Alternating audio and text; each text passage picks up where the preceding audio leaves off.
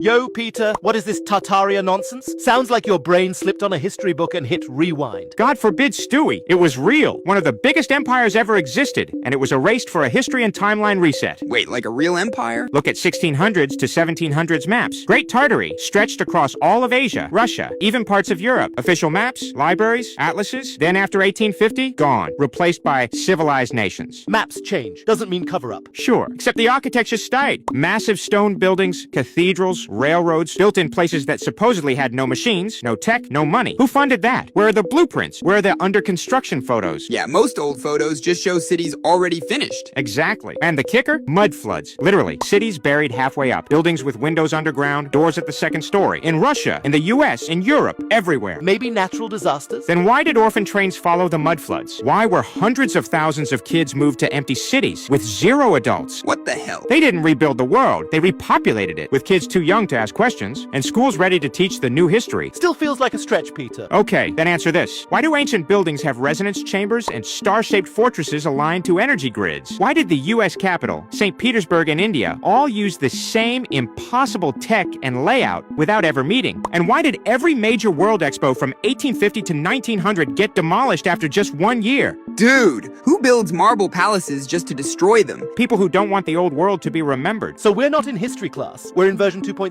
Exactly. You weren't born into civilization. You were born into its cover story. They erased your reference point. Real timeline, real history, and they replaced it with the one that fits their narrative. Okay, but what do we even do with that kind of info? It's not like we've got a time machine. You don't need a time machine. You look around and ask what else they erased. Because once you see the lie, you're out of the simulation. And that's where their empire dies.